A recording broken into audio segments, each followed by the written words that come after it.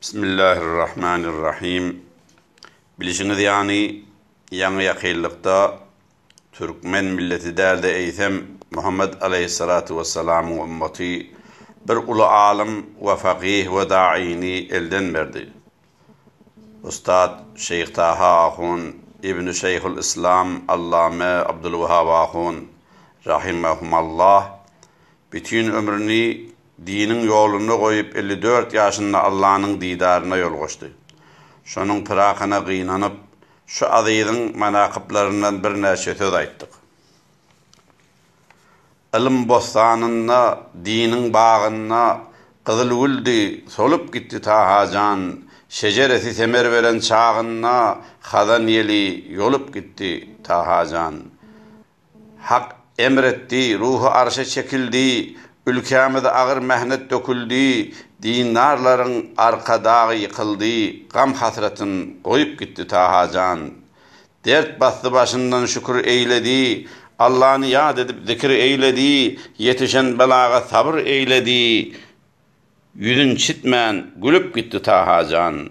Allah'ın takdiri bolsa bozulmaz, hakkın buyruğundan başka yazılmaz, hükmü güçlüğün bağlan bağı çözülmez, hakka bilin bağlap gitti tahacan. İlim okuyup alimlikte saylanan, yaxşı kılık halatında şaylanan, iyil içinde hürmet bilen filanan, iyilden alkış alıp gitti tahacan. Ortağı iliminin nurundan dolan, marifet çeşmanın gözünden qanan, atasının pek pelinden payalan, ilim nurundan dolup gitti tahacan.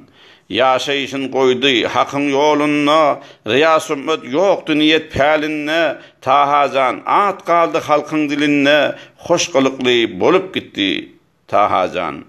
Şeceresi kokurundur zemine, aslı sabit peri asman denine, doğru etiqatta ulu hazine, tevhid bağın ekip gitti tahacan. Kur'an-ı sünneti görüldü bildi, hak yolun baydağın eline aldı, şeriat yolunda kurbani oldu, haka yaran bolup gitti tahacan. Yan saldı cahane senin rihletin, dünyaya dolanmış kadru gımmetin, yadigarlık kaldı senin himmetin, zahmetini çekip gitti tahacan. Pehemli paykatlı, mertlerin merdi, fakire miskine yetime yardı, yüreğinde mehrim muruvvet bardı, haka yaran bolup gitti tahacan.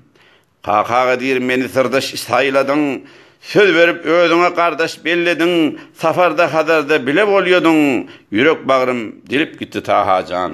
Allah rahmet etsin, ruhu şad bolsun, yatan yeri yaktı bolsun, cay cennet bolsun.